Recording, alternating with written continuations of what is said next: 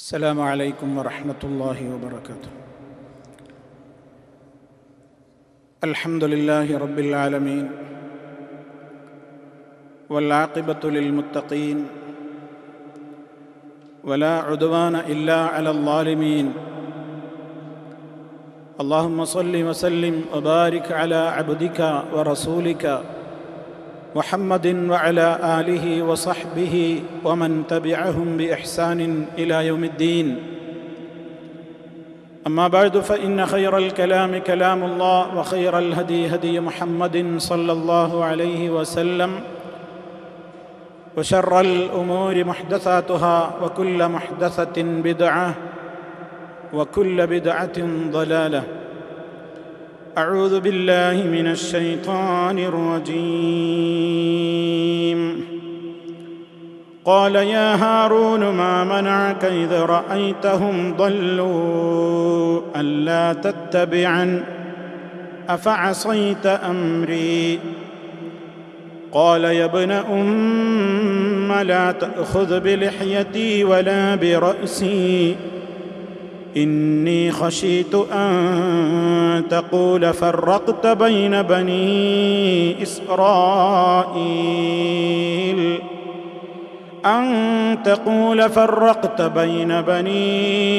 إسرائيل ولم ترقب قولي. സ്നേഹമുള്ള സത്യവിശ്വാസികളെ, സഹോദരി സഹോദരന്മാരെ, സുഹൃത്തുക്കളെ, മഹാനായ പ്രവാചകൻ കലീമുല്ലാഹി മൂസ അലൈഹിസ്സലാത്തു വസ്സലാമിന്റെ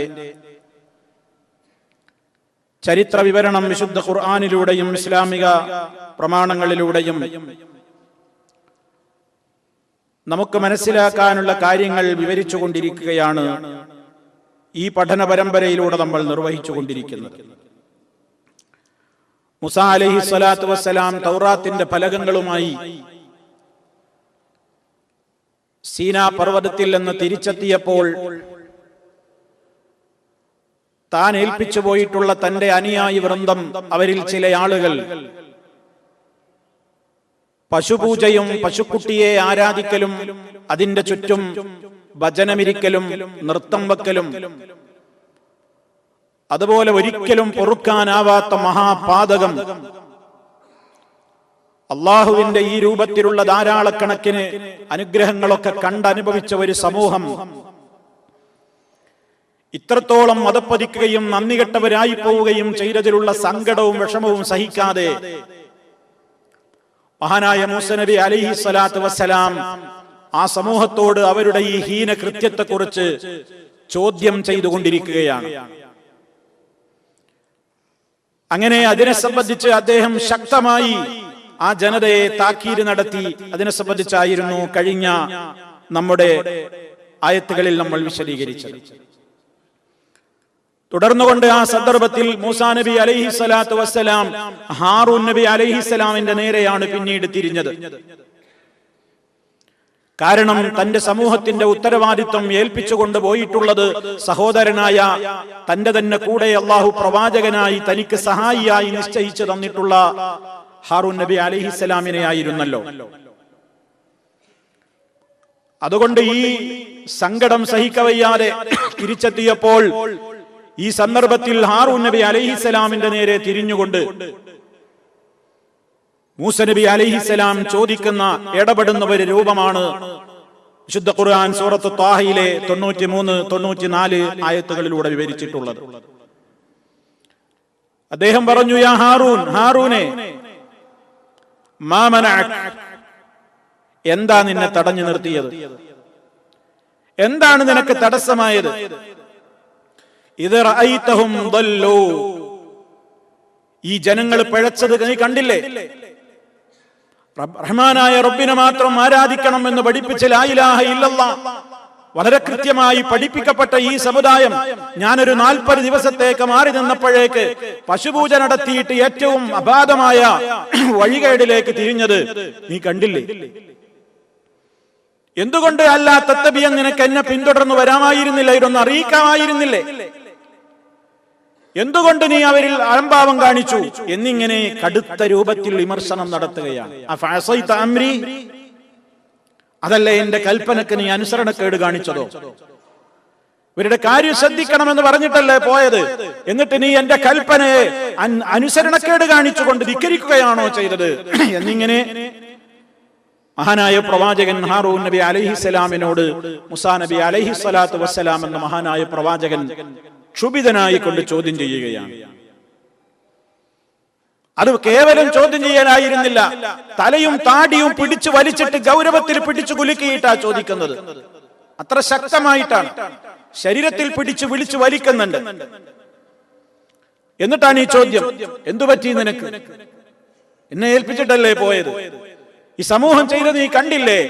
എന്തേ നിനക്ക് തടസ്സമായത് അവരെ തടയാൻ? എന്നൊക്കെയുള്ള ചോദ്യങ്ങൾ ചോദിക്കുമ്പോ എന്താ ഇവിടെ നടന്നതെന്നൊന്നും മഹാനായ മൂസ നബി അലൈഹിസ്സലാമിന് അറിയില്ലല്ലോ. ആ പ്രവാചകൻ ഹാറൂൻ നബി അലൈഹിസ്സലാം തന്റെ സഹോദരനായ മൂസ നബി അലൈഹിസ്സലാമിനോട് തന്റേതായ പ്രതിബന്ധം ബോധിപ്പിക്കുകയാണ്. യബ്ന ഉമ്മ, എന്റെ സഹോദര പുത്ര, ലാ തഖുദ് ബിലിഹ്യതി വലാ ബിറഅസി,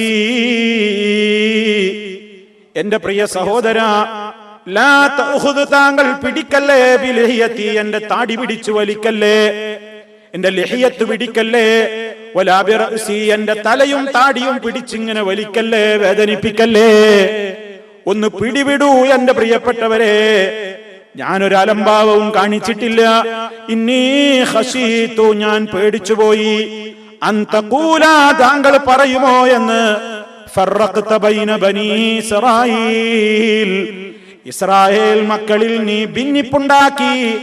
ഞാൻ അവരിൽ ഒരു വിഭാഗത്തെയും കൊണ്ട് നിന്റെ അടുക്കലേക്ക് പുറപ്പെട്ടാൽ കുറെ ആളുകൾ അവിടെയും കുറെ ആളുകളെ ഇവിടെയും ഒക്കെ ആയിട്ട് നീ അവർക്കിടയിൽ ഭിന്നിപ്പുണ്ടാക്കിയിട്ട് കുറെ ആളുകളെ അവിടെയും ഇവിടെയും ഒക്കെ ആക്കിയിട്ട് നീ മുഴുവൻ ആളുകളുടെയും കൂടെയില്ലാതെ നീ അവരെ കുറച്ചാള് വിട്ടേച്ച് നീ ഇങ്ങ് പോന്നു കളഞ്ഞല്ലോ എന്ന് ആളുകൾക്കിടയിൽ ഞാൻ ഭിന്നിപ്പുണ്ടാക്കി എന്ന് നീ പറയുമോ എന്ന് ഞാൻ ഭയപ്പെട്ടതാണ്. വലം തർഖുബ് ഖൗലി, എന്റെ വാക്കിനെ നീ മാനിച്ചില്ലല്ലോ എന്ന് താങ്കൾ എന്നെ ആക്ഷേപിക്കുമോ എന്ന് ഞാൻ ഭയപ്പെട്ടു.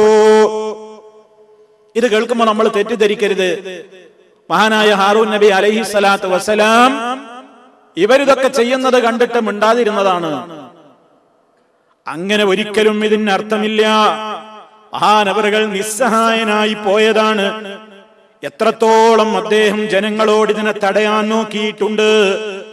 ജീവൻ പോകുമോ എന്ന് ഭയപ്പെടുന്ന, കൊന്നുകളയുമോ എന്ന് ഭയപ്പെടേണ്ടുന്ന അത്തരത്തിലുള്ള രൂപത്തിൽ പോലും മഹാനവറുകൾ പ്രതികരിച്ചിട്ടുണ്ട്.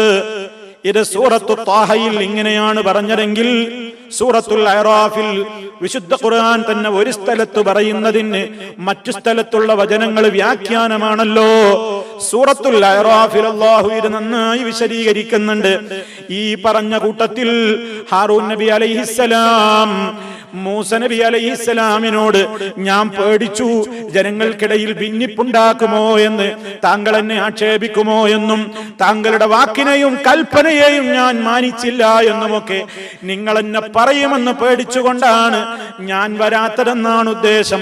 അതല്ലാതെ ഒന്നും ഞാൻ തടയാതിരുന്നുവെന്നോ ഞാൻ ജനങ്ങളെ എതിർത്തില്ല എന്നോ ഒന്നും ഇതിന് അർത്ഥമില്ല. ഹാറൂൻ നബി തുടർന്നുകൊണ്ട് പറയുന്നുണ്ട്, قال ابن أم إن القوم استضعفوني وكادوا يقتلونني فلا تشمت بي الأعداء ولا تجعلني مع القوم الظالمين.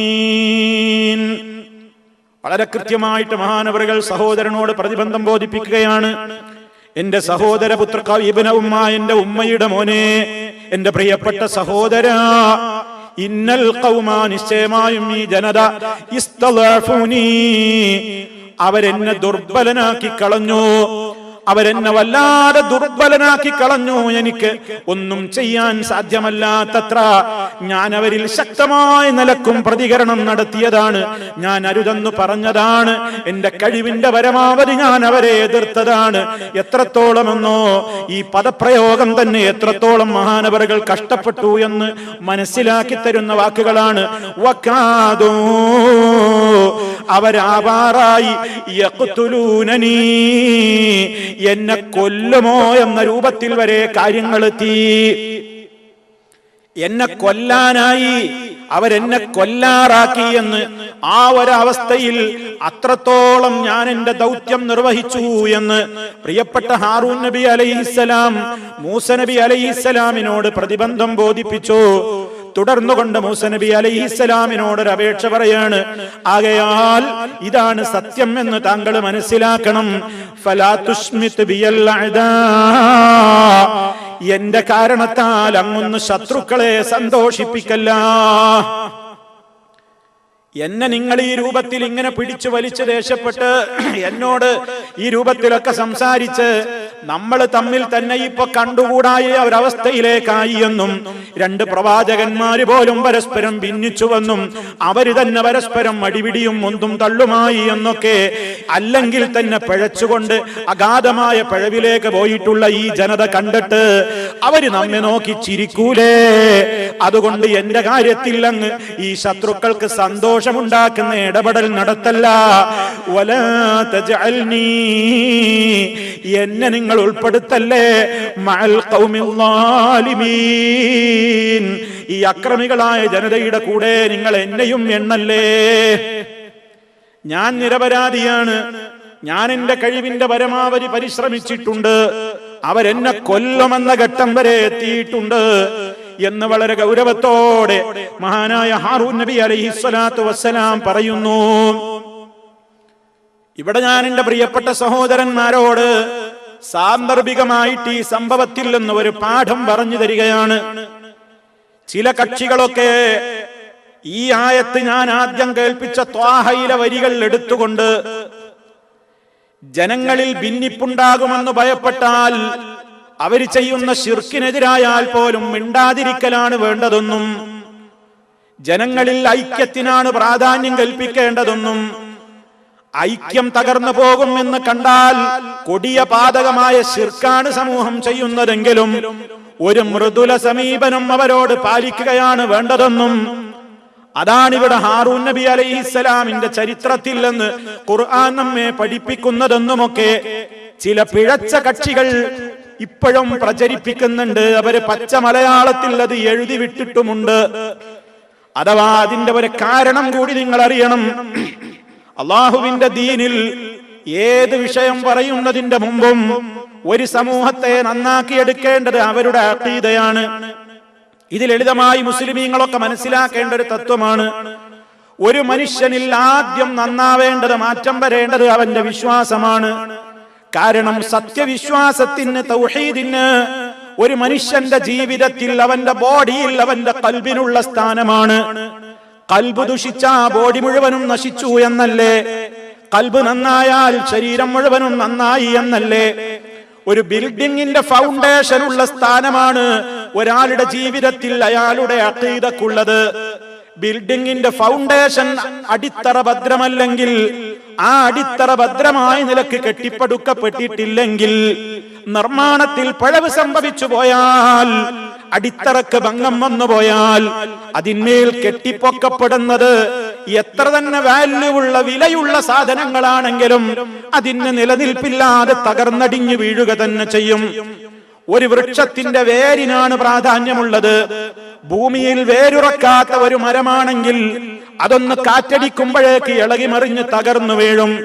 മനുഷ്യ ശരീരത്തിൽ അവന്റെ ഹൃദയത്തിനുള്ള സ്ഥാനം പോലെ, ഒരു ബിൽഡിങ്ങിന് അതിന്റെ ഫൗണ്ടേഷൻ ഉള്ള സ്ഥാനം പോലെ, ഒരു വൃക്ഷത്തിന് അതിന്റെ കാണ്ഡത്തിനുള്ള സ്ഥാനം പോലെ പവിത്രമാണ്, പരമപ്രധാനമാണ് ഒരു വിശ്വാസിയുടെ ജീവിതത്തിൽ അവന്റെ അഖീദക്കുള്ളത്.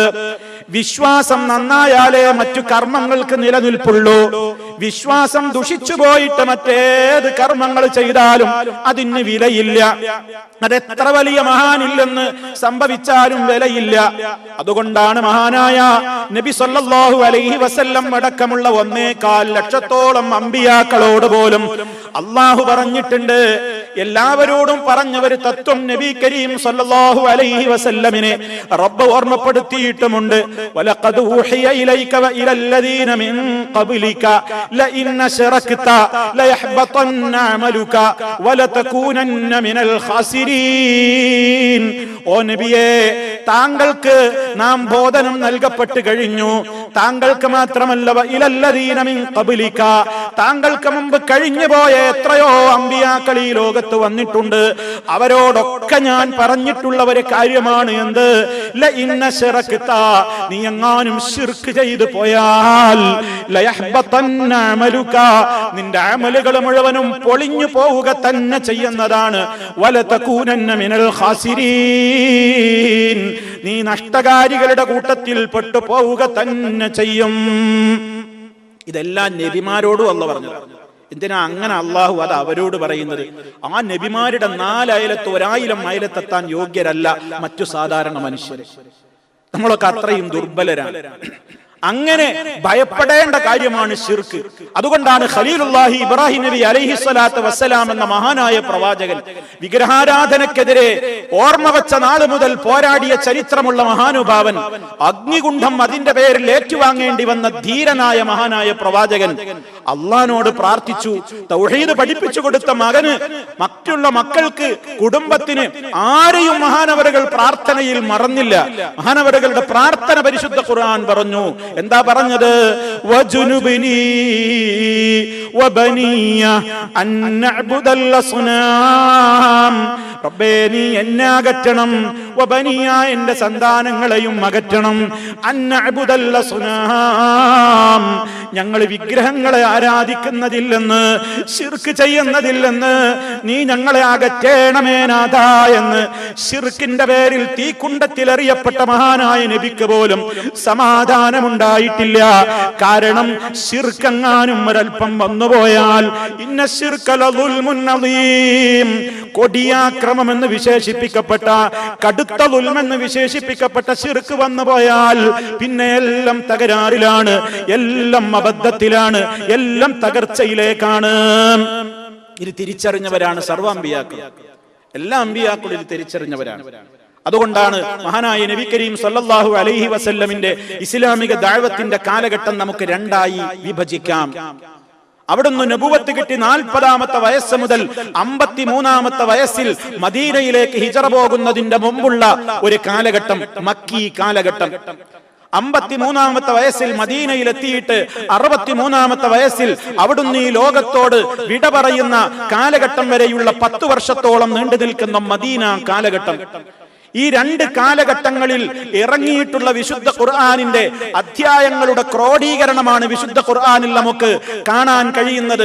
ഖുർആനിന്റെ അവസാനത്തെ ഭാഗത്ത് നമ്മുടെയൊക്കെ സൗദി അറേബ്യയിൽ നിന്ന് പ്രിന്റ് ചെയ്തിട്ടുള്ള മുജമ്മഉൽ മലിക് ഫഹദിൽ നിന്നും അല്ലാത്ത പ്രസ്സുകളിൽ നിന്നുമൊക്കെ അടിക്കപ്പെട്ടിട്ടുള്ള ഖുർആനിന്റെ അവസാന ഭാഗത്ത് നിങ്ങൾ 114 അധ്യായങ്ങളുടെ ആ കൃത്യമായ പട്ടിക കാണുന്നിടത്ത് നിങ്ങൾക്കൊരു കാര്യം കാണാൻ സാധിക്കും. ചില അധ്യായങ്ങളുടെ നേരെ മക്കിയ, ചില അധ്യായങ്ങളുടെ നേരെ മദനിയ എന്ന് രേഖപ്പെടുത്തി കാണാം. ഒന്ന് ബിഫോർ ഹിജറ, മറ്റൊന്ന് ആഫ്റ്റർ ഹിജറ, അഥവാ ഹിജറക്ക് മുമ്പ് ഇറങ്ങിയ ആയത്തുകളൊക്കെ ഉൾക്കൊള്ളിച്ചത് മക്കി സൂറ. ഹിജറക്ക് ശേഷം അവതീർണമായിട്ടുള്ള വചനങ്ങളൊക്കെ ക്രോഡീകരിച്ചിട്ടുള്ള അധ്യായം മദനിയ, മദനി സൂറ. അങ്ങനെയാണത് വിഭജിക്കപ്പെടുന്നത്. സാന്ദർഭികമായിട്ട് ഓർമ്മപ്പെടുത്തുകയാണ്. പ്രാഥമികമായി ഒരുപക്ഷെ അത് ആദ്യം കേൾക്കുന്ന ആളുകളും ഉണ്ടാവാമല്ലോ ഈ ശബ്ദം ശ്രവിക്കുന്നവരിൽ. ഞാൻ സൂചിപ്പിക്കുന്നത് ആ മക്കിയായ അധ്യായങ്ങളും മദനിയായ അധ്യായങ്ങളും അതിലുള്ള ഉള്ളടക്കങ്ങളൊന്ന് പരിശോധിച്ചു നോക്കിയാൽ ഒരു വസ്തുത നമുക്ക് വളരെ കൃത്യമാണ്. എന്താണ് ആ വസ്തുത? മക്കിയായ ആയത്തുകളിൽ പറയുന്ന പ്രമേയങ്ങളിൽ മഹാഭൂരിപക്ഷവും അഖീദ സംബന്ധമാണ്, വിശ്വാസ സംബന്ധമാണ്, തൗഹീദിനെ കുറിച്ചാണ്, പരലോക വിശ്വാസത്തെ കുറിച്ചാണ്, അമ്പിയാക്കളുടെ ആവശ്യകതയുടെ വിശ്വാസത്തെ കുറിച്ചാണ്, മലക്കുകളെ കുറിച്ചാണ്, വേദഗ്രന്ഥങ്ങൾ അവതീർണമായതിനെ കുറിച്ചാണ്, മുൻ സമുദായങ്ങളിൽ അവരുണ്ടാക്കിയ ഫിത്നകളെ കുറിച്ചാണ്.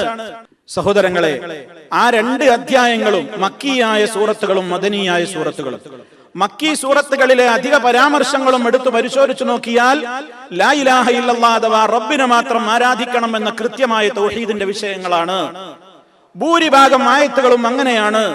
പരലോക വിശ്വാസത്തെ അരക്കിട്ടുറപ്പിക്കുന്ന വചനങ്ങളാണ്. അതേ അവസരത്തിൽ മദനിയായ സൂറത്തുകളിലാണ് നമുക്ക് നിസ്കാരത്തിന്റെ നിയമങ്ങളെ കുറിച്ച് പറയുന്നത്, നോമ്പിനെ കുറിച്ചുള്ള ആയത്തുകൾ കാണുന്നത്, ഹജ്ജിനെ കുറിച്ചുള്ള വചനങ്ങൾ കാണുന്നത്, സക്കാത്ത് സംബന്ധമായ വിശദ വിവരങ്ങൾ കാണുന്നത്, നിക്കാഹിനെ സംബന്ധിച്ചും ത്വലാഖിനെ സംബന്ധിച്ചും അനന്തരാവകാശ മസലയെ സംബന്ധിച്ചും കുടുംബ ബന്ധങ്ങളുടെ പ്രാധാന്യത്തെക്കുറിച്ചും അതേപോലെയുള്ള മറ്റു വിഷയങ്ങളൊക്കെ കാണുന്നത് മദനിയായ സൂറത്തുകളിലാണ്. എന്താണ് ഇതിന്റെ കാരണം? നമ്മൾ ചിന്തിച്ചു നോക്കണം. എന്താണ് കാരണം? നബി സല്ലല്ലാഹു അലൈഹി വസല്ലമിന്റെ പ്രബോധന കാലഘട്ടത്തിലെ ആദ്യത്തെ 13 കൊല്ലവും മക്കയിൽ അവിടുന്ന് ചെലവഴിച്ചത് ആ സമൂഹത്തിന്റെ മനസ്സിലെ വിശ്വാസം ശുദ്ധീകരിക്കാൻ വേണ്ടി തന്നെയായിരുന്നു. അവിടെ വെച്ച് നിസ്കാരത്തിന്റെയും മറ്റു നോമ്പിന്റെയും ഒന്നും വിശദ നിയമങ്ങൾ, ഹജ്ജിന്റെയും ഉംറയുടെയും യുദ്ധ നിയമങ്ങളും അനന്തരാവകാശ മസലകളൊന്നും ഇറങ്ങിയില്ല. മദ്യം നിരോധിച്ചുകൊണ്ടുള്ള വചനങ്ങൾ പോലും ഇറങ്ങുന്നത് പിന്നീട് മദീനയിലാണ്. എന്തുകൊണ്ട് അങ്ങനെ സംഭവിച്ചു? ഒരാളോട് മദ്യം നിരക്ക് നിഷിദ്ധമാണെന്ന് പറയാ അയാൾ അത് അംഗീകരിക്കണമെങ്കിൽ അയാൾക്ക് അധികാരം കൊണ്ട് ഒരാളോട് നീ മദ്യം കുടിക്കരുതെന്ന് പറഞ്ഞിട്ട് കാര്യമില്ല. അയാളുടെ മനസ്സ് ശരിയാവണം. മദ്യം കുടിച്ചാൽ എന്റെ നാഥൻ അറിയും, എന്റെ നാഥൻ ശിക്ഷിക്കുമെന്ന് പടച്ചവനെ പേടി വേണം. അതില്ലാത്തവനോട് അധികാരം ഉപയോഗപ്പെടുത്തിയിട്ട് മദ്യം നിഷിദ്ധ എന്ന് പറഞ്ഞാൽ നമ്മുടെ നാട്ടിലെ മദ്യനിരോധനത്തിന്റെ അവസ്ഥ പോലെ ഉണ്ടാകും. പരസ്യമായി നിൽക്കുന്ന ബോർഡുകളൊക്കെ ഉള്ളിലേക്കാണ് വലിയും. മുന്നിലൂടെ കൊടുക്കുന്നത് പിന്നിലൂടെ കൊടുക്കും. ലൈസൻസ് ഉള്ള ബാറും അല്ലാത്ത ബാറും. ഒരു കാര്യമുണ്ടോ? എന്തെങ്കിലും ഒന്ന് മാറ്റം വരുമോ? ഇല്ല. മറിച്ച് മനുഷ്യന്റെ വിശ്വാസമാണ് നന്നായതെങ്കിലോ, പടച്ചവനെ പേടി, അള്ളാഹുവിനെ പേടി, ഖാലിഖായ റബ്ബിന് വേണ്ടിയാണ് ഞാൻ മദ്യപിക്കാതിരിക്കേണ്ടതെന്ന് മനസ്സിലായി കഴിഞ്ഞാലോ ആരും പറയണ്ട. സൂക്ഷിച്ചു വെച്ചിട്ടുള്ള വിലയേറിയ വൈനുകളെ പോലും തല്ലിത്തകർത്ത ചരിത്രമാണ് ഇസ്ലാമിൻ്റെത്. മദീനയുടെ തെരുവീതികളിലൂടെ വിശുദ്ധ ഖുർആനിന്റെ ആയത്തോതിക്കൊണ്ട് ഒരാൾ ഇങ്ങനെ വിളിച്ചു പറയാണ്, ഫഹൽ അൻതും മുൻതഹൂൻ, നിങ്ങൾക്ക് അവസാനിപ്പിക്കാനായില്ലേ? മദ്യം നിരോധിച്ചുകൊണ്ടുള്ള ആയത്ത് അവതരിക്കുകയാണ്. ഇന്നമൽ ഖംറു വൽ മൈസിറു വൽ അൻസാബു വൽ അസ്ലാമു റിജ്സും മിൻ അമലിശ് ശൈത്താൻ فاجتنبوه لعلكم تفلحون إنما يريد الشيطان أن يوقع بينكم العداوة والبغضاء في الخمر والميسر ويصدكم عن سبيل الله وعن الصلاة فهل أنتم منتهون. മദ്യവും ചൂതാട്ടവും അതുപോലെയുള്ള കാര്യങ്ങളൊക്കെ ശൈത്താനികമാണ്, പൈശാചികമാണ്. അള്ളാഹിനെ കുറിച്ചുള്ള ഓർമ്മ നിങ്ങളെ തെറ്റിക്കും, നിങ്ങൾക്കിടയിൽ ശത്രുതയുണ്ടാക്കും, കലഹമുണ്ടാക്കും, കുഴപ്പമുണ്ടാക്കും. വിശദീകരിക്കപ്പെടേണ്ട ആയത്താണ് എന്റെ സന്ദർഭം അതല്ല. അത് പറഞ്ഞിട്ട് അവസാനം ചോദ്യം ചോദിച്ചു, ഓ വിശ്വാസികളെ, ഫഹൽ അൻതും മുൻതഹൂൻ, നിങ്ങൾക്ക് അവസാനിപ്പിക്കാനായില്ലേ ഇനിയും? അത് കേൾക്കുമ്പോ ആ ശബ്ദം ഇങ്ങനെ മദീനയുടെ തെരുവോരങ്ങളിൽ മുഴക്കിക്കൊണ്ട് മഹാനായ സ്വഹാബി അതിങ്ങനെ വിളംബരം ചെയ്തുകൊണ്ട് നടക്കുമ്പോ ബാറുകളിൽ ഇരുന്നിട്ട് പല സ്വഹാബിമാരും കുടിച്ചുകൊണ്ടിരിക്കുന്ന കോപ്പകളിൽ ഏതായാലും പകർന്ന കപ്പിലുള്ളത് കുടിച്ചു തീർക്കട്ടെ എന്ന് പോലും ചിന്തിച്ചില്ല. കേട്ടപാടെ ഗ്ലാസുകൾ വലിച്ചെറിഞ്ഞു. തയ്യാറാക്കി വെക്കപ്പെട്ട വൈനുകളും മുന്തിരിച്ചാറുകളും മദ്യങ്ങളും അത് തീർന്നിട്ടാവാം ഈ നിയമത്തെ അനുസരിക്കല്ലെന്ന് അവർ ചിന്തിച്ചില്ല. അവർ മഴുവെടുത്തു. അനസ് റളിയല്ലാഹു തആല അൻഹു കള്ള് വിളമ്പുന്നുണ്ട്. ഓർഡർ കിട്ടി, എടുക്ക്, മഴുവെടുക്ക്, തകർക്ക്, സർവ്വ കുട്ടികളെയും തകർത്തു. മദീനയുടെ തെരുവോരങ്ങളിലൂടെ മദ്യം ചാലിട്ടൊഴുകി എന്നുള്ളത് ഒരു ഭംഗിവാക്കാണെന്ന് ആരും മനസ്സിലാക്കരുത്. ചിലരൊക്കെ അങ്ങനെ മനസ്സിലാക്കിയത്. അതൊരു ഭംഗിവാക്ക് പറയുന്നതാണ്. ഒരു പ്രസംഗത്തിന്റെ കൊഴുപ്പ് കൂട്ടാൻ, ലേഖനത്തിന്റെ കൊഴുപ്പിന് ചാരുത പകരാനൊക്കെ ആയിരിക്കാം. അല്ല, അക്ഷരാർത്ഥത്തിൽ അത്രത്തോളം സൂക്ഷിച്ചു വെക്കപ്പെട്ടവയുണ്ടായിരുന്നു. കാരണം അറബികൾക്ക് മദ്യം എന്ന് പറഞ്ഞാൽ അതായിരുന്നു. എന്തേ ആ മാറ്റത്തിന് കാരണം? അവർക്ക് തോന്നി, ആരും പറയാതെ ആർക്കെതിരെയും സിന്ദാബാദ് വിളിച്ചില്ല, ആർക്കെതിരെയും മുദ്രാവാക്യം വിളിച്ചില്ല. പറഞ്ഞപ്പോഴേക്ക് അനുസരിച്ചു. കാരണം അവരുടെ മനസ്സിൽ ഈമാൻ കയറിയിട്ടുണ്ടായിരുന്നു. ഈ മാറ്റം എന്തുകൊണ്ടാണെന്നറിയോ? കള്ള് നിഷിദ്ധാണ് ആദ്യം പറഞ്ഞിട്ടാണെങ്കിൽ അവരാരും അത് കേൾക്കൂല. അതേ അവസരത്തിൽ അള്ളാഹ് ആരാന്ന് പഠിപ്പിച്ചു കൊടുത്തു. അള്ളാഹ് എല്ലാം അറിയും, കേൾക്കും. അള്ളാഹിന്റെ കൽപ്പന ധിക്കരിച്ചാൽ വരാൻ പോകുന്ന ശിക്ഷ അതവരുടെ മനസ്സിൽ രൂഢമൂലമായി അതായിരുന്നു കറകളഞ്ഞ ഈമാൻ. ആ ഈമാൻ ശുദ്ധീകരണ പ്രക്രിയയായിരുന്നു നബി സല്ലല്ലാഹു അലൈഹി വസല്ലം 13 കൊല്ലവും മദീനയിൽ നടത്തി. എന്നിട്ട് ആ മക്കയിൽ നിന്ന് മറ്റു നിയമങ്ങളൊക്കെ ഇറങ്ങുന്നത്. അപ്പൊ ഞാൻ എന്തിനാ അത് സൂചിപ്പിച്ചത്? എല്ലാ നബിമാരും അതാണ് മനസ്സിലാക്കിയത്. മനുഷ്യനിൽ ആദ്യം വിശ്വാസമാണ് ശരിയാവേണ്ടത്. അതുകൊണ്ട് തന്നെ ആ പ്രവാചകന്മാരുടെ ഒക്കെ ചരിത്രത്തിൽ കാണാം, ജനങ്ങളുടെ ഇഷ്ടാനിഷ്ടങ്ങൾ അവർ ഈ വിഷയത്തിൽ പരിഗണിച്ചിട്ടില്ല. ജനങ്ങൾക്കിടയിൽ ഭിന്നിപ്പുണ്ടെങ്കിൽ ഞങ്ങൾ അത് പറയണ്ടെന്ന് ഒരു നബിയും പറഞ്ഞിട്ടില്ല. അങ്ങനെയാണെങ്കിൽ ഒരൊറ്റ നബിയും പിറന്ന വീട്ടിൽ നിന്ന്, പിറന്ന നാട്ടിൽ നിന്ന് ബഹിഷ്കൃതനാകുമായിരുന്നില്ല. എന്തിനാണ് മഹാനായ നബി സല്ലല്ലാഹു അലൈഹി വസല്ലം പോലും തനിക്ക് ഏറെ ഇഷ്ടപ്പെട്ട മണ്ണാണെന്ന് മക്കയുടെ ബോർഡറിൽ എത്തിയപ്പോ തിരിഞ്ഞു മക്ക ആ രാജ്യത്തേക്ക് തിരിഞ്ഞു നിന്നുകൊണ്ട് പറഞ്ഞു, ഓ മക്ക, ഞാൻ നിന്നെ ഏറെ സ്നേഹിക്കുന്ന മണ്ണാണ്, എനിക്ക് ഏറ്റവും പ്രിയങ്കരമായ പ്രദേശമാണ് നീ. നിന്റെ ജനത നിന്നിൽ നിന്ന് എന്നെ പുറത്താക്കിയിട്ടില്ലായിരുന്നെങ്കിൽ ഞാൻ ഇവിടെ നിന്ന് മറ്റൊരു നാട്ടിലേക്ക് പോകാവില്ലായിരുന്നു. അത്ര വേദനയോടെയാണ് മക്ക വിട്ടത്. എന്തിന്? മക്കക്കാർക്ക് ഇഷ്ടമില്ലാത്തത് പറഞ്ഞു എന്നുള്ളതായിരുന്നു കാരണം. അവിടുന്ന് ആരുടെയും ഒന്നും മോഷ്ടിച്ചിട്ടില്ല, ആരുടെയും യാതൊരു രൂപത്തിലുള്ള കാര്യങ്ങളിലും ഇടപെട്ടിട്ടില്ല. അനാവശ്യമായിട്ട് തൗഹീദ് പറഞ്ഞു. ആ ജനങ്ങൾക്ക് ഇഷ്ടമില്ല എന്ന് ഒരൊറ്റ കാരണത്താൽ അവര് മനസ്സിലാക്കി ഇവൻ കുടുംബങ്ങൾക്കിടയിൽ ഭിന്നിപ്പുണ്ടാക്കുകയാണെന്ന് റസൂലുള്ളാഹിയുടെ പേരിൽ അവർ കുറ്റവും ചാർത്തി. നബി സല്ലല്ലാഹു അലൈഹി വസല്ലം എന്ന പ്രവാചകൻ വന്നത് തന്നെ ഐക്യത്തിന് വേണ്ടിയായിരുന്നു. വിഘടിച്ചു നിന്നിരുന്ന സമൂഹത്തിന്റെ ഇടയിൽ ഐക്യത്തിന്റെ സന്ദേശം ഓതിക്കൊണ്ടായിരുന്നു മഹാനായ നബി കരീം സല്ലല്ലാഹു അലൈഹി വസല്ലം മക്കയിൽ ഭൂജാതനായത്, അല്ലാഹുവിന്റെ റസൂലായത്. അങ്ങനത്തെ നബി സല്ലല്ലാഹു അലൈഹി വസല്ലമിനെ മുഖത്ത് നോക്കിക്കൊണ്ട് ശത്രുക്കൾ ആക്ഷേപിച്ചു, അൻതല്ലദീ ഫറഖ്ത ജമാഅതനാ, നീ ഞങ്ങളുടെ നാട്ടിലെ ഐക്യം തകർത്തവനാണടാ. ഐക്യത്തിന് വേണ്ടി വന്ന മഹാനായ ദൂതനെ നോക്കിയിട്ട് ജനങ്ങൾ പറഞ്ഞു, നീ ഐക്യം തകർത്തവനാണ്. എന്തേ ഐക്യം തകർത്തു?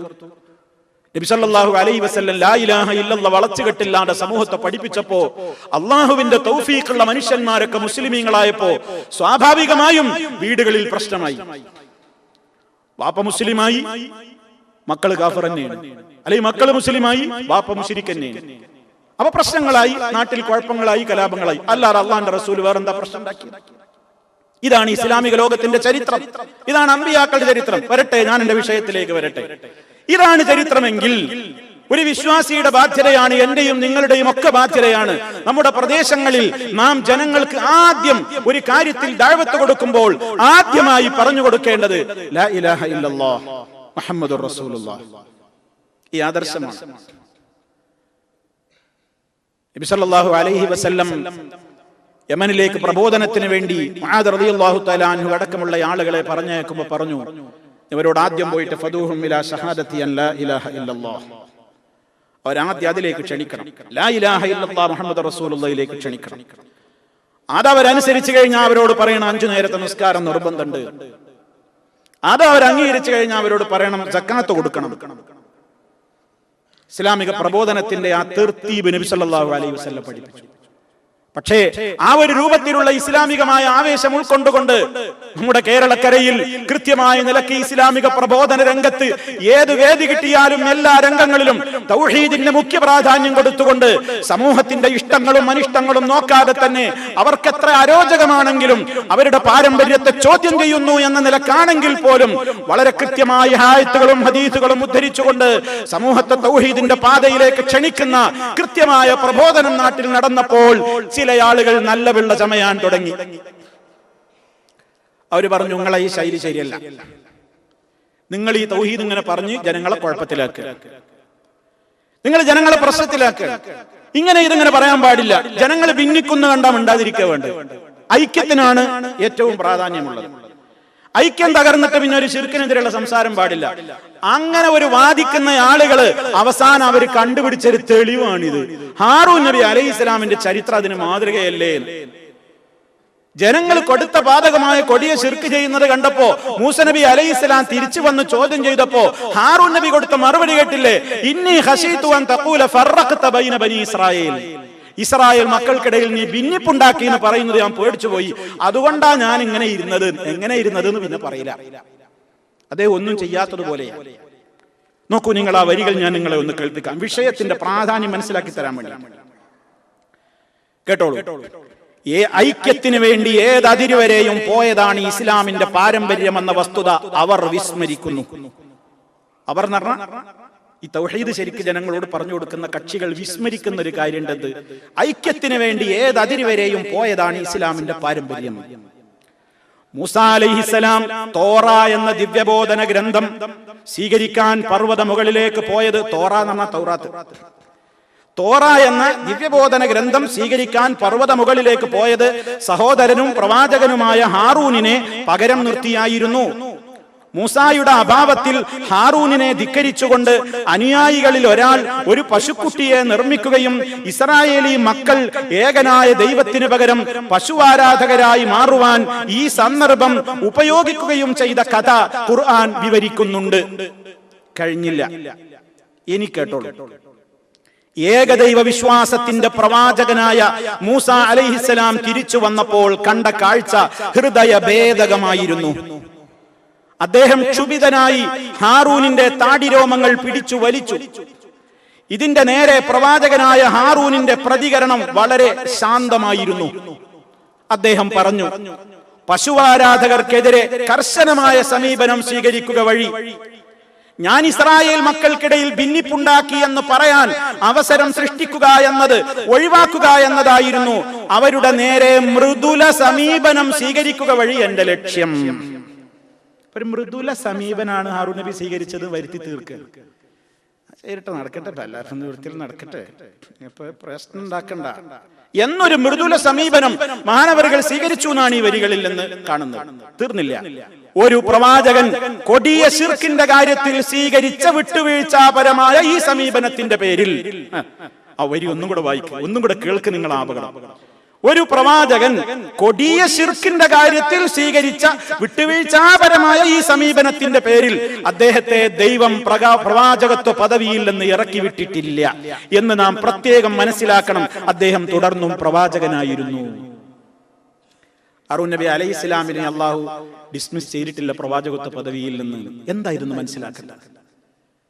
പച്ച മലയാളത്തിലാണല്ലോ ഞാൻ നിങ്ങളെ കേൾപ്പിച്ചത്. ഇത് വായിക്കുന്ന ഒരു വായനക്കാരൻ എന്തു മനസ്സിലാക്കും?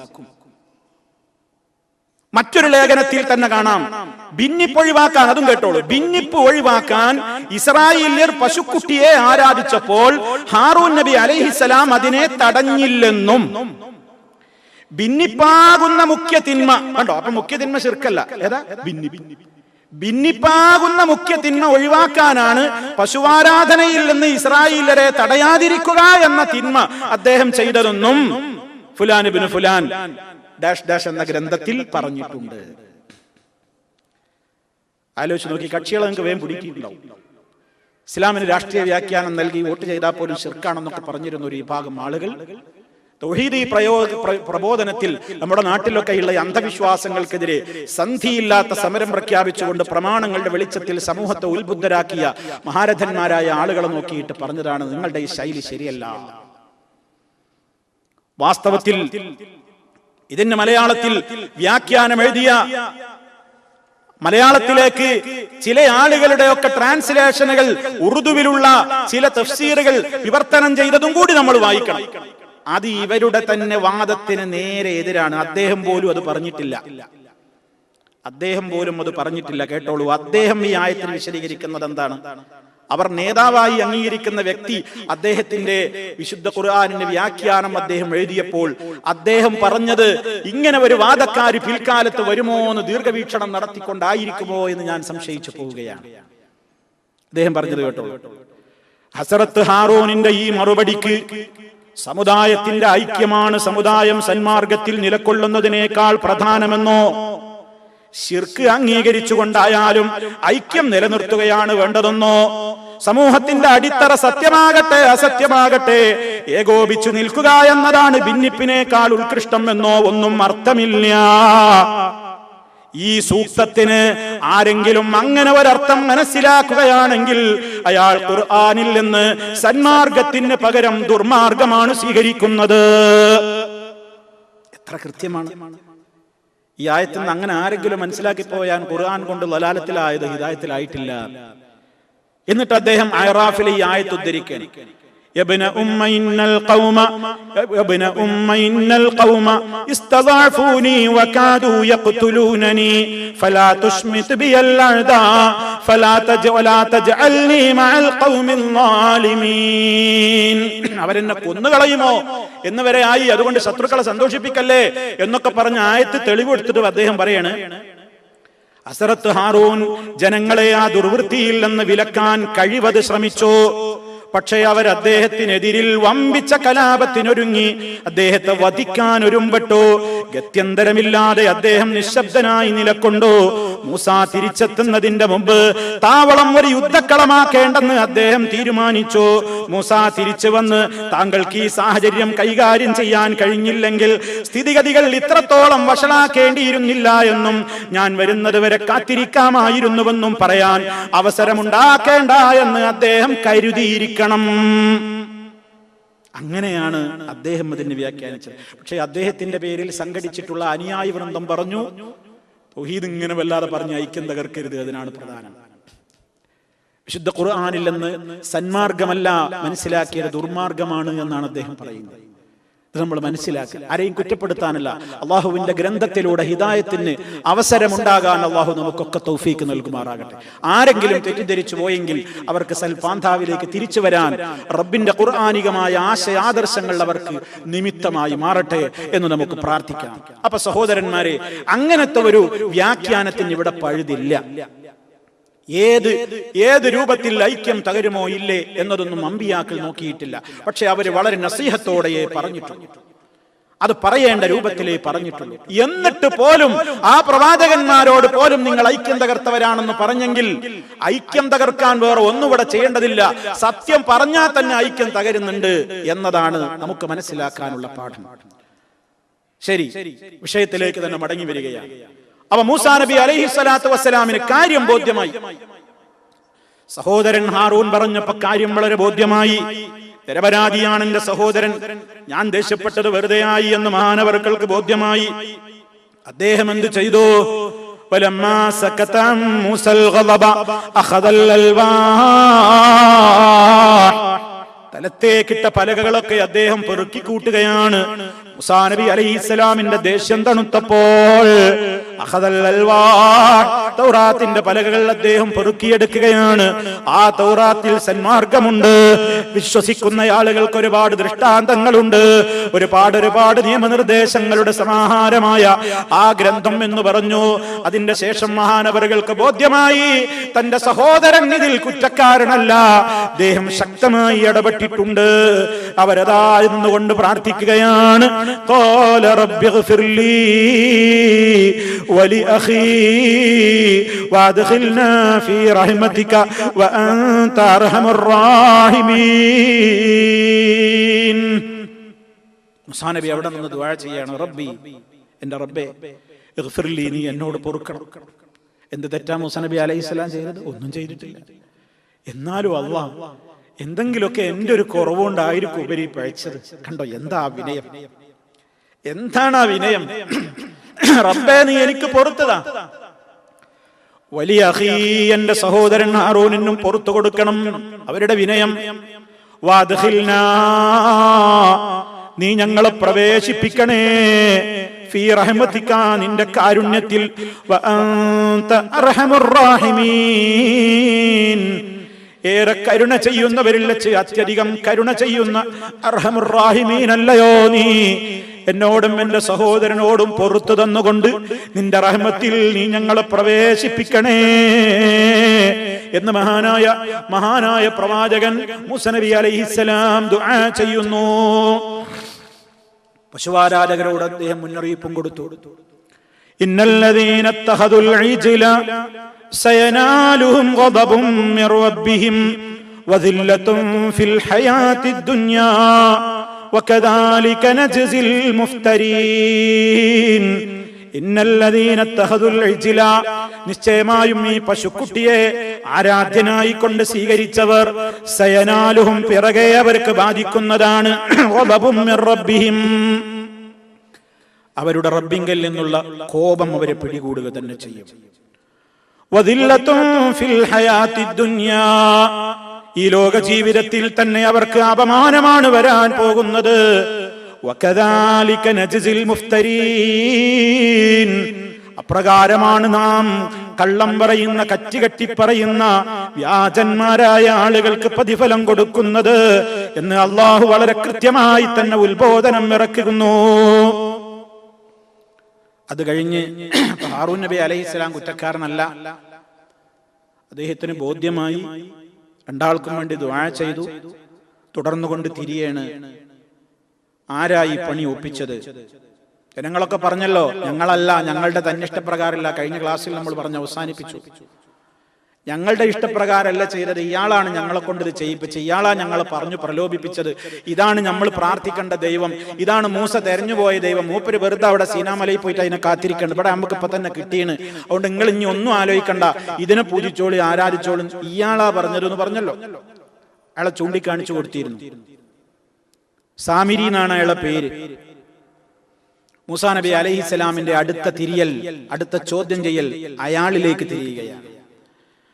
قال فما خطبك يا سامري قال بصرت بما لم يبصروا به فقبضت قبضة من أثر الرسول فنبذتها وكذلك سولت لي نفسي قال فاذهب فإن لك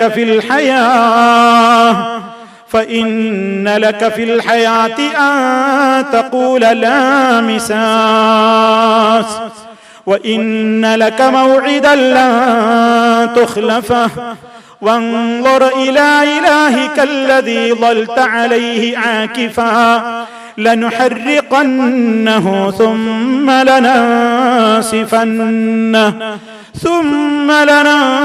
لننسفنه في اليم نسفا إنما إلهكم الله الذي لا إله إلا هو وسع كل شيء علما. സാമിരിയെ സമീപിച്ചുകൊണ്ട് മൂസ നബി അലൈഹിസ്സലാമിന്റെ ചോദ്യം, ഫമാ ഖത്ബുക യാ സാമിരി, എന്താടോ സാമിരി നിന്നെ ഇങ്ങനെ ചെയ്യാൻ പ്രേരിപ്പിച്ചത്? എന്താ നിന്റെ കാര്യം? എന്ത് ദുൽമാടോ നീ ചെയ്തത്? എന്തിന്റെ പേരിലാണ് നീ ഇങ്ങനെ കാണിച്ചു കൂട്ടിയത്? അയാൾ പറഞ്ഞു, ബസർതു ബിമാ ലം യബ്സുറൂ ബിഹി, ഇവരൊക്കെ കാണാത്ത ചിലത് ഞാൻ കണ്ടു. ബസർതു ബിമാ ലം യബ്സുറൂ ബിഹി, ഇവരൊക്കെ കാണാത്ത ചിലത് ഞാൻ കണ്ടു. അയാൾ അവകാശപ്പെടുകയാണ്, അയാൾക്ക് ചില ദിവ്യത്വം അവകാശപ്പെടുകയാണ്. ഇവർക്കൊന്നും കാണാൻ കഴിയാത്ത ചിലതൊക്കെ എനിക്ക് കാണാൻ പറ്റി. ജിബിരീലിനെ കണ്ടു എന്നാ പറയുന്നത്. ജിബിരീൽ പോകുമ്പോ ജിബിരീലിന്റെ ആ സഞ്ചരിച്ച കുതിരപ്പുറത്തുള്ള കുളമ്പടി കാണാൻ കഴിഞ്ഞു എന്നാ പറയുന്നത്. ആ കുളമ്പടി ശബ്ദം കേൾക്കാൻ കഴിഞ്ഞു എന്നാണ് അവൻ നുണ പറയുന്നത്. അങ്ങനെ ആ റസൂലിന്റെ ആ പാദത്തിന്റെ അടിത്തട്ടിൽ നിന്ന്, അതല്ലെങ്കിൽ മൂസ നബി അലൈഹിസ്സലാമിനെ സുഖിപ്പിച്ചതാണെന്നും റിപ്പോർട്ടുണ്ട്. നിങ്ങൾ നടന്നു പോകുമ്പോ നിങ്ങൾ ചവിട്ടിയ പരിപാവനമായ മണ്ണില്ലേ, ആ മണ്ണിൽ നിന്നൊരു പിടിയാൻ വാരിയെടുത്തിട്ട് അത് ഞാൻ ഈ ഉണ്ടാക്കിയ ഈ പശുവിന്റെ മുരിക്കുട്ടിയുടെ രൂപത്തിലേക്ക് അങ്ങിട്ട് കൊടുത്തു. അങ്ങനെ ഇതിനൊരു പ്രത്യേകമായ അനുഭൂതിയും ഒരു ദിവ്യത്വവും ഒക്കെ സ്ഥാപിക്കാൻ എനിക്ക് സാധിച്ചിട്ടുണ്ട്. ഇത് വലിയ പ്രധാനപ്പെട്ടതാണെന്ന് എനിക്കപ്പോൾ മനസ്സിലായി. അപ്രകാരം ചെയ്യണമെന്നാണ് എന്റെ മനസ്സ് എന്നോട് പറഞ്ഞത്. എനിക്ക് അങ്ങനെ തോന്നിയത്. അയാളൊന്ന് വല്ലാത്തൊരു വലിയ ഔലിയപ്പാപ്പാകാൻ ചമഞ്ഞു നോക്കി. നമ്മളെ ഭാഷ കാണാത്ത ജൽദി എനിക്ക് കാണുന്നുണ്ടായിരുന്നു, ഞാൻ ഹോട്ട് ലൈൻ എനിക്ക് ഉണ്ടായിരുന്നു, അതൊക്കെ ഞാൻ കേൾക്കുന്നുണ്ടായിരുന്നു, കാണുന്നുണ്ടായിരുന്നു, ചില മണ്ണൊക്കെ എനിക്ക് കിട്ടിയിരുന്നു. അങ്ങനെ ചില കാര്യങ്ങളൊക്കെ ഞാൻ ചെയ്തപ്പോൾ ഇങ്ങനെ മുക്കറയിടുന്ന രൂപത്തിലൊക്കെ ഇവർക്ക് തോന്നുന്ന ആ നിലക്കുള്ള ഒരു ഇജ്ലിനെ ആരാധനക്കായി ഉണ്ടാക്കി ഞാൻ അവരോട് പറഞ്ഞു, ഇതാണ് നമ്മുടെ ദൈവം, ഇതാണ് ചെയ്യേണ്ടതെന്നൊക്കെ പറഞ്ഞ് അങ്ങനെ എനിക്ക് തോന്നി, അതാണ് നല്ലതെന്ന് എനിക്ക് തോന്നി, അതാ ഞാൻ ചെയ്തതും. ധിക്കാരത്തോടെ ഇയാൾ പറയാൻ. അല്ലെങ്കിൽ മൂസ നബി അലൈഹിസ്സലാമിനെ ഒന്നിങ്ങനെ മയപ്പെടുത്താൻ വേണ്ടി ആ രൂപത്തിലുള്ള കാര്യങ്ങൾ പറഞ്ഞു നോക്കണം. മൂസാ നബി അലൈഹി സ്വലാത്തു വസ്സലാം വീണുപോയില്ല. വളരെ കൃത്യമായി ശൗര്യത്തോടെ, വളരെ ദേഷ്യത്തോടെ പറയാണ്, പോടാ, എന്റെ മുമ്പൊന്ന് പോടാ, ഗെറ്റ് ഔട്ട് പറഞ്ഞു, പോടാ. ഫദ്ഹബ്, നീ ഇറങ്ങിപ്പോ. ഫഇന്ന ലക ഫിൽ ഹയാ, എന്റെ മുമ്പൊന്ന് ഇറങ്ങിപ്പോകൽ മാത്രമാണ് നിനക്കുള്ള ശിക്ഷയെന്ന് നീ ഒരിക്കലും സമാധാനിച്ചു പോകണ്ട. വേറെ എവിടെയെങ്കിലും പോയിട്ട് സമാധാനത്തോടെ നിനക്ക് കഴിയാമെന്ന് വിചാരിച്ചു പോകണ്ട. അത്രയും കടുത്ത അപരാധമാണ് ഈ സമൂഹത്തോട് ചെയ്തിട്ടുള്ളത്. അതുകൊണ്ട് ഫൈനലക ഫിൽ ഹയാ, നിന്റെ ഭാവി ജീവിതത്തിൽ മുഴുവനും നീ ഇങ്ങനെ പറഞ്ഞു നടക്കും. മന്തഖൂല, നീ പറഞ്ഞു നടക്കും. ലാമിസോസ്, എന്നെ തൊടല്ലേ, എന്നെ തൊടല്ലേ. കാണുന്നവരോടും അടുക്കുന്നവരോടും നീ ഇങ്ങനെ വിളിച്ചു പറഞ്ഞുകൊണ്ടിരിക്കും, തൊടല്ലേ തൊടല്ലേ തൊടല്ലേ, ലാമിസോസ് എന്ന് നീ പറഞ്ഞുകൊണ്ടേയിരിക്കും. മൂസാ നബി അലൈഹിസ്സലാമിന്റെ കൃത്യമായ അള്ളാഹുവിന്റെ വഹയിന്റെ അടിസ്ഥാനത്തിലുള്ള പ്രഖ്യാപനം. അതെല്ലാ കാലത്തും ഒന്നും നടക്കൂല. വൈന്ന മൗഇദല്ല വൈന്നലക മൗഇദൻ, നിനക്കും ഒരു സമയമുണ്ട്. ലൻ തുഖ്ലഫഹു, അതിനെ ഭേദിക്കാനൊന്നും നിനക്കൊട്ട് കഴിയുകയുമില്ല. അവസാനം നീ അങ്ങനെ തന്നെ നശിച്ചു പോകും. എന്നെ തൊടല്ല തൊടല്ല തൊടല്ലേ എന്ന് നീ വിളിച്ചു പറഞ്ഞ് കരഞ്ഞു പറഞ്ഞുകൊണ്ടിരിക്കും. ആളുകൾ നിന്റെ അടുത്തേക്ക് എത്താനാവാത്ത നിലക്ക്, ശക്തമായ നിലക്ക് നീ അവഗണിക്കപ്പെടും. അങ്ങനെ തന്നെ സംഭവിച്ചു. ചരിത്രത്തിന്റെ ബാക്കി പത്രം നമുക്ക് വായിക്കാൻ സാധിക്കുന്നു. ചരിത്രത്തിൽ കാണാം, സാമിരി എന്ന് പറയുന്ന ധിക്കാരി ആ വാക്ക് കേട്ടിട്ട് അവിടുന്ന് അങ്ങോട്ട് പോയതിന്റെ ശേഷം ഒരു ജനതയോടെ ആൾക്ക് പിന്നെ ബന്ധമുണ്ടാക്കാൻ കഴിഞ്ഞിട്ടില്ല. കാണുന്നവർക്ക് മുഴുവനും മറപ്പും വെറുപ്പും തോന്നുന്ന നില അതിമാരകമായി ശരീരത്തിൽ മുഴുവൻ പുഴുക്കളും അതുപോലെ തന്നെ വൃത്തികെട്ട ഏറ്റവും അഗാധമായ മനുഷ്യന് ബോധം കെട്ട് പോലും വീഴാവുന്ന നിലക്കുള്ള ഏറ്റവും വലിയ മാലിന്യത്തിന്റെ ദുർഗന്ധം അവന്റെ ബോഡിയിൽ നിന്ന് വമിച്ചുകൊണ്ടേയിരുന്നുവെന്നും കാണുന്നവരോടൊക്കെ എന്നെ തൊടല്ലേ, എന്നെ തൊടല്ലേ ലാമിസാസ് എന്ന് പറഞ്ഞവന്റെ ജീവൻ പോവുകയാണ്. അല്ലാഹു തആല പറഞ്ഞില്ലേ, ഫൈനലക മൗഇദല്ലം തുഖ്ലഫഹു, ഭേദിച്ച് കിടക്കാനാവാത്തൊരു പര്യവസാനം നിനക്കുണ്ട്. ഒരു നിശ്ചിത സമയമുണ്ട്, അതുവരെ നീ പോവുള്ളൂ. പുഴുത്ത് നാറിയ അയാൾ ദുർഗന്ധം വമിച്ച് ഒരാൾക്ക് അടുക്കാൻ പോലും കഴിയാതെ അയാൾ ഈ ലോകത്ത് നിന്ന് ജീവൻ പോവുകയാണ്. ശിർക്ക് ഒരു സമൂഹത്തിൽ പ്രചരിപ്പിച്ചവന്റെ ശിക്ഷയാണ്, ദുന്യാവിൽ തന്നെ കൊടുത്തതാണ്. മാത്രമല്ല അവനോട് പോകുമ്പോ പറഞ്ഞു, ഞാൻ ചത്താലും ഞാൻ മരിച്ചാലും ഇവിടെ ഞാൻ ഉണ്ടാക്കിയ ഈ കാളക്കുട്ടി ഇവിടെ ഉണ്ടാകും, അതിന് കുറച്ച് അനുയായികളെ കിട്ടും എന്ന് നീ വിചാരിക്കണ്ട. വൻളുർ ഇലാ ഇലാഹിക് അല്ലദീ ളൽത അലൈഹി ആകിഫാ, നീ ഇതുവരെ നീയും നിന്റെ ആൾക്കാരുമൊക്കെ നീ ഭജന പാടിയിരുന്ന, ഭജനം വെച്ചിരുന്ന, നൃത്തം വെച്ചിരുന്ന, ചുറ്റും ആളുകളെ കൊണ്ട് ഇങ്ങനെ ഡാൻസ് ആടിപ്പിച്ചിരുന്ന നിന്റെ ഈ കാളക്കുട്ടിയില്ലേ, നിന്റെ ഈ ഇലാഹെന്ന് നീ കള്ളപ്പേരിട്ട ഈ കള്ള ദൈവത്തെ നോക്കിക്കോ. ലനുഹരിഖന്നഹു, ഞാനതിനെ കരിച്ചു കളയുക തന്നെ ചെയ്യും. സുമ്മലനൻസിഫന്നഹു, എന്നിട്ടതിന് ഞാൻ പൊടിച്ചു നുറുക്കിയിട്ട് സുമ്മലനൻസിഫന്നഹു ഫിൽ യമ്മി നസ്ഫാ, ഞാനതിനെ കടലിൽ അങ്ങോട്ട് വിതറിക്കളയും. ഇതിൽ സംശയമൊന്നും വേണ്ട. കൊത്തി നുറുക്കി നശിപ്പിച്ച് കടലിലെറിഞ്ഞു. എന്നിട്ട് പറഞ്ഞു സമൂഹത്തോട് പറഞ്ഞു, ഇന്നമാ ഇലാഹുക്കുമുല്ലാഹ്, നിങ്ങളുടെ ആരാധ്യൻ ഏകനായ അല്ലാഹയാണ്. അല്ലദീ ലാ ഇലാഹ ഇല്ലാഹു, അവനൊഴികെ ഒരാരാധ്യനേ ഇല്ല. വസിഅ കുല്ല ശൈഇൻ ഇൽമാ, ആ റബ്ബിന് ഒരുപാട് ഗുണങ്ങളുണ്ട്. അതിൽ ഒരു കാര്യം അവിടെ വെച്ച് പറയാണ്, വസിഅ കുല്ല ശൈഇൻ, എല്ലാ വസ്തുക്കളെയും ചൂഴ്ന്നു നിൽക്കുന്നതാണ് ഇൽമാ, അവന്റെ അറിവ്. അറിവ് കൊണ്ടവൻ വിശാലനാണ്, എല്ലാം അറിയാവുന്ന നാഥനാണ്. ആ നാഥൻ മാത്രമാണ് നിങ്ങളുടെ ആരാധ്യൻ. ഇതൊന്നും നിങ്ങളുടെ ആരാധ്യ വസ്തുക്കളല്ല എന്ന് പറഞ്ഞു ഗൗരവത്തോടെ താക്കീത് നടത്തുന്നു. ആ കൂട്ടത്തിലതാ കുറെ ആളുകൾ തൗബ ചെയ്യുകയാണ്. വല്ലദീന അമിലു സയ്യിആതി സുമ്മ താബൂ മിൻ ബഅദിഹാ വആമനൂ ഇന്ന റബ്ബക മിൻ ബഅദിഹാ ലഗഫൂറുർ റഹീം. തിന്മ പ്രവർത്തിച്ച ആളുകൾ, അതിന്റെ ശേഷം പശ്ചാത്തപിച്ചവർ, ഈമാൻ ഉൾക്കൊണ്ടവർ, അവക്കൊക്കെ ശേഷം നിന്റെ റബ്ബ് ഏറെ പുറത്തു കൊടുക്കുന്നവനും കരുണയുള്ളവനും തന്നെയാണെന്നു. പക്ഷെ ഈ പശുവാരാധനയിൽ പങ്കെടുത്ത ആളുകൾക്കൊന്നും ഈ തൗബ കൊണ്ട് മതിയായിട്ടില്ല. അവർക്ക് കടുത്ത ശിക്ഷ വേറെ കൊടുത്തു, അതിന് ശേഷം വരാൻ പോകുന്നുണ്ട്. പങ്കെടുത്ത മുഴുവൻ ആളുകൾക്കും അല്ലാഹു ശിക്ഷ വിധിച്ചു. അത് ശേഷം നമുക്ക് വിശദീകരിക്കാം. അതിന് മുന്നോടിയായിട്ട് തന്നെ അല്ലാഹു തആല പറയാണ്, واتخذ قوم موسى من بعده من حليهم عجلا جسدا له خوار. മൂസ നബി അലൈഹിസ്സലാമിന്റെ ജനത മൂസാക്ക് ശേഷം അവരുടെ ആഭരണങ്ങളിൽ നിന്ന് ഒരു രൂപത്തിൽ മോഡൽ ഉണ്ടാക്കിയിട്ട് അതിന് മുക്രയിടുന്ന ശബ്ദമൊക്കെ ഉണ്ടാക്കി. പറഞ്ഞല്ലോ, സാമിരി നിർമ്മിച്ചു കൊടുത്ത കാളക്കുട്ടി അല്ലെങ്കിൽ പശുക്കുട്ടി എന്തോ ആവട്ടെ. അലം യറൗ, അവർക്ക് ചിന്തിച്ചൂടായിരുന്നു, അന്നഹു ലാ യുകല്ലിമുഹും, മുഹമ്മദ് അവരോടൊന്നും മിണ്ടില്ലെന്ന്, വലാ യഹ്ദീഹിം സബീലാ, ഒരു മാർഗത്തിലേക്കും അവർക്ക് അവരെ നയിക്കാനുമാവില്ലെന്നും, ഇത്തഖദൂഹു വകാനൂ ളാലിമീൻ, അക്രമികളായ നിലക്കല്ലേ അവരതിനെ പൂജ്യവസ്തുവായി ആരാധ്യ വസ്തുവായിട്ട് അവർ സ്വീകരിച്ചത്. വലമ്മാ സുഖിത ഫീ ഐദീഹിം വറഔ അന്നഹും ഖദ് ളല്ലൂ ഖാലൂ ലഇൻ ലം യർഹംനാ റബ്ബുനാ വയഗ്ഫിർ ലനാ ലനകൂനന്ന മിനൽ ഖാസിരീൻ. അവരുടെ സുമനസ്സുള്ള നല്ല മനസ്സുള്ള ആളുകൾ, അവർക്ക് സത്യം ബോധ്യമായപ്പോൾ അവരതാ പരാജയം സമ്മതിച്ചുകൊണ്ട് അവര് പിഴച്ചുപോയി എന്നവർക്ക് ബോധ്യമായപ്പോൾ അവർ ദുആ ചെയ്യുകയാണ്. ഖാലൂ, അവര് പ്രാർത്ഥിക്കുകയാണ്, ലഇൻ ലം യർഹംനാ റബ്ബുനാ, ഞങ്ങളുടെ രക്ഷിതാവ് ഞങ്ങളോട് കരുണ കാണിച്ചിട്ടില്ലെങ്കിൽ, വയഗ്ഫിർ ലനാ, അവൻ ഞങ്ങളോട് പൊറുക്കുകയും ചെയ്തിട്ടില്ലെങ്കിൽ, ലനകൂനന്ന മിനൽ ഖാസിരീൻ, നഷ്ടപ്പെട്ടവരിൽ ഞങ്ങൾ ആയിത്തീരുക തന്നെ ചെയ്യുമല്ലോ എന്ന് പലരും തൗബ ചെയ്തിട്ടുണ്ട്. അതുകൊണ്ടൊന്നും ഈ ശിക്ഷയുടെ ഗൗരവം അത്രയും കഠിനായതുകൊണ്ട് ആ ഒരു സമൂഹത്തിന് വിധിച്ച ശിക്ഷ വേറെയും വരാനുണ്ട്.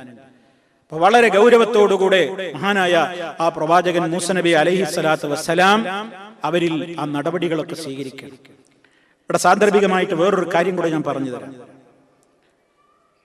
ഈ ആരാധനയുടെ വേളകളിൽ ആരാധന എന്ന രൂപത്തിൽ പാട്ടും കൂത്തും ഡാൻസും നൃത്തങ്ങളുമൊക്കെ ആദ്യമായി നടപ്പിലാക്കിയ എല്ലാ അപരാധങ്ങളുടെയും ചാർജ് ഷീറ്റ് ചെന്നെത്തുന്നത് സാമിരിയിലേക്കാണ് എന്നാണ് ഇസ്ലാമിക പണ്ഡിതന്മാർ പറയുന്നത്.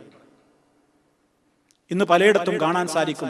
നമ്മുടെ നാട്ടിലൊക്കെയുള്ള ചില ആളുകൾ ദിക്റാണെന്ന പേര്, അതിന് ദിക്ർ നല്ല പേര് പറയേണ്ടത് കൂത്താട്ടം, പേക്കൂത്ത് എന്നൊക്കെയാ പറയേണ്ടത്. അവർ ജനങ്ങളോട് ലാ ഇലാഹ ഇല്ലല്ലാഹ് പറയേണ്ട രൂപം അള്ളാന്റെ റസൂൽ പഠിപ്പിച്ച രൂപം ഒന്നല്ല. അതങ്ങനെ ആദ്യം വലത്തോട്ടൊന്ന് ചാഞ്ഞ് ഇടത്തോട്ടൊന്ന് ചാഞ്ഞ് കാൽമുട്ടൊന്ന് താഴ്ത്തിക്കാക്കി പിന്നെ പൊക്കി സ്പ്രിംഗ് ആക്ഷനിലൊന്ന് കുറെ ആടി, കുറെ തുള്ളി, കുറെ ഓടി, കുറെ ആളുടെ മുമ്പിലേക്ക് പാഞ്ഞ്, കുറെ വീണ് ഉരുണ്ട്, ഇങ്ങനെയൊക്കെ ദിക്റും ആ രൂപത്തിലുള്ള കാര്യങ്ങളും ഒക്കെ ആയിട്ട് നടക്കുന്ന ഒരു വിഭാഗം ആളുകൾ, പിഴച്ച കക്ഷികൾ, ദിക്ർ ഹൽക്കാരും ദിക്റിന്റെ ആൾക്കാരും എന്നൊക്കെ പറഞ്ഞിട്ട് സമൂഹത്തിലുണ്ട്. ഇതൊന്നും ഇന്നലെയും തുടങ്ങിയതാന്ന് ആരും വിചാരിക്കണ്ട കേട്ടോ. ഒരുപാട് പഴക്കം എന്ന് പറയുമ്പോൾ വിചാരിക്കണ്ട കണ്ടോ മൗലവി സത്യം പറഞ്ഞു, ഇതിനൊക്കെ ഒരുപാട് പഴക്കമുണ്ട് എന്ന് പറഞ്ഞില്ലേ, അത് മതി ഞങ്ങൾക്ക്, ഇത് മുറിച്ചാരും ക്ലിപ്പാക്കണ്ട. ഇതേതാ പഴക്കം എന്ന് പറഞ്ഞാൽ ഇത് പണ്ടേ ഉണ്ട്. അള്ളാന്റെ റസൂലിന് പരിചയമല്ല, സ്വഹാബത്തിന് പരിചയമല്ല, താബിഈങ്ങൾക്ക് പരിചയമല്ല, ഉത്തമ നൂറ്റാണ്ടിലെ ആളുകൾക്കൊന്നും പരിചയമല്ല. കുറെ കാലത്തിന് ശേഷം ചില ആളുകൾ പലതും കടത്തിക്കൂട്ടിയ കൂട്ടത്തിൽ ഇസ്ലാമിന്റെ പേരിൽ ഇങ്ങനെയുള്ള പലതും കടത്തിക്കൂട്ടി. ഞാനതിന്റെ വാചകങ്ങൾ വായിച്ച് സുദീർഘമായി സംസാരിക്കുന്നില്ല. ഈ ആയത്ത് വിശദീകരിച്ചപ്പോ മഹാനായ ഇമാം ഖുർത്തുബി റഹിമഹുല്ലാഹ്, ഈ കാലത്ത് ജീവിച്ച ആളൊന്നല്ല, ഹിജറ 600 ജനിച്ച് 671 വഫാത്തായ മഹാനാണ്. ആര്? ജാമിഉൽ ബയാൻ എന്ന തഫ്സീർ ഗ്രന്ഥം, തഫ്സീറുൽ ഖുർത്തുബി എന്നറിയപ്പെടുന്ന തഫ്സീർ. അതിൽ മഹാനവറുകൾ ഒരു സംഭവം ഉദ്ധരിക്കുന്നുണ്ട്. ഹിജറ 600 ജനിച്ച ആളാണെന്ന് ഓർക്കണം. ആ മഹാനവറുകൾ ഉദ്ധരിക്കുന്നത് ആരെ കുറിച്ചാണ്? ഇമാം അബൂബക്കർ തർത്തൂശി റഹിമഹുല്ലാഹ്, മാലിക്കി മദ്ഹബിലെ അഗ്രഗണ്യനായ മഹാനായ ഒരു പണ്ഡിതനാണ്, ഹാഫിളാണ്, വളരെ വറആണ്, തഖിയാണ്, ആബിദാണ്. പണ്ഡിതന്മാരൊക്കെ അദ്ദേഹത്തെ ഒരുപാട് പുകഴ്ത്തി പറഞ്ഞിട്ടുണ്ട്. അദ്ദേഹം ജീവിച്ച കാലം ഏതാണ്? ഹിജറ 451 ജനിച്ച് ഹിജറ 520 വഫാത്തായ മാന്യദേഹമാണ് അബൂബക്കർ തർത്തൂശി റഹിമഹുല്ലാഹ്. അദ്ദേഹത്തോട് ഒരാളൊരു ചോദ്യം ചോദിച്ചിട്ട്, അദ്ദേഹത്തോട് ഒരു ഫത്വ ചോദിച്ചിട്ട്, ആ ഫത്വക്ക് അദ്ദേഹം കൊടുത്ത മറുപടിയുടെ അറബി ഇബാറത്ത് വായിച്ചാൽ എന്റെ സമയം പോകും. സംശയമുള്ള ആളുകൾക്ക് നെറ്റിലൊക്കെ അടിച്ചു നോക്കിയാൽ ഈ വിശദമായ ഞാൻ ഈ പറയുന്ന ട്രാൻസ്ലേഷന്റെ അറബി ഭാഗം നമുക്ക് കാണാൻ സാധിക്കും. എത്ര പഴക്കേണ്ടത് മനസ്സിലായില്ലേ? 451, ഇപ്പൊ 1437 നമ്മളുള്ളത്. ഒരു 10,000 കൊല്ലം മുമ്പ് ഏർപ്പാടുണ്ട് എന്നല്ല അതിന്റെ അർത്ഥം. അദ്ദേഹത്തോട് ചോദിക്കേണ്, എന്താ ചോദിക്കുന്നത്? അല്ല, നമ്മുടെയൊക്കെ പ്രദേശങ്ങളിൽ ഒരു സംഘം ആളുകൾ ഇപ്പൊ ഇറക്കിയിട്ട് അവര് ധാരാളം അള്ളാനെ ദിക്ർ ചെല്ലുകയാണെന്നും മുഹമ്മദ് നബി സല്ലല്ലാഹു അലൈഹി വസല്ലമയെ ദിക്ർ ചെല്ലുകയാണെന്നൊക്കെയാണ് അവര് പറയുന്നത്. അവരുടെ കയ്യിലൊക്കെ ചെണ്ടയുണ്ട്, അതുകൊണ്ട് അവരിങ്ങനെ തോല് കൊണ്ടുണ്ടാക്കിയ ചെണ്ടുണ്ട്, അതിന്മേൽ അവരടിക്കും. അതുപോലെ തന്നെ അവരിങ്ങനെ പരസ്പരം ഇങ്ങനെ ഡാൻസ് ഒക്കെ ആടുന്നുണ്ട്, അങ്ങോട്ടും ഇങ്ങോട്ടും ഓടിക്കളിക്കുന്നുണ്ട്, ചാടിക്കളിക്കുന്നുണ്ട്, പല ആക്ഷനിൽ അവർ തിരിയും മറിയൊക്കെ ചെയ്യുന്നുണ്ട്. തിന്നാനുള്ള വല്ലതൊക്കെ അവർ സരസിലേക്ക് കൊണ്ടുവരും ചെയ്യും. അങ്ങനെ അതൊക്കെ തിന്നിട്ടാ പിരിഞ്ഞു പോകുക. ഇത്തരത്തിലുള്ള ആളുകളുടെ കൂടെ പങ്കെടുക്കൽ ജായിസ് ആണോ പ്രിയപ്പെട്ടവരെ? ഒന്ന് ഫത്വ തരീൻ. 2016 ചോദ്യം നല്ലത്. 1000 കൊല്ലങ്ങൾക്ക് മുമ്പ് ചോദിച്ചൊരു ചോദ്യം. അദ്ദേഹം മറുപടി കൊടുക്കണം. ഫഅജാബ, അദ്ദേഹം മറുപടി കൊടുക്കണം. യർഹമുക്കല്ലാഹ്, അല്ലാഹ് ഈ ചോദ്യം ചോദിച്ചതിന് അനുഗ്രഹിക്കട്ടെ. എന്നിട്ട് പറയണേ, ഈ പറയുന്ന രൂപത്തിലുള്ള വാദങ്ങൾ പ്രചരിപ്പിക്കുന്ന കക്ഷികൾ വമ്പിച്ച അപരാധമാണ് ചെയ്യുന്നത്, ജഹാലത്താണ് ചെയ്യുന്നത്, ദലാലത്താണ് ചെയ്യുന്നത്. അങ്ങേയറ്റത്തെ വിവരക്കേടും അങ്ങേയറ്റത്തെ വഴികേടുമാണ്. എന്നിട്ട് അദ്ദേഹം പറയണം, വമൽ ഇസ്ലാമു ഇല്ലാ കിതാബുല്ലാഹി വസുന്നത്തുർ റസൂൽ. അള്ളാന്റെ ദീനായ ഇസ്ലാം എന്ന് പറഞ്ഞാൽ അള്ളാന്റെ കിതാബും അള്ളാന്റെ റസൂലിന്റെ ചര്യകളുമാണ്. ഈ ഡാൻസും അതുപോലെ തന്നെ ഓടിക്കളിയും ഈ ചാടിക്കളിയും ഈ ആക്ഷനുകളൊക്കെ അതാ ഞാൻ പറഞ്ഞു വരുന്നത്. ഈ സാമിരിയുടെ അനുയായികളാണ് ഇത് ലോകത്ത് ആദ്യമായിട്ട് കൊണ്ടുവന്നാണ്. അയാളാണ് അതിന്റെ നേതാവ്.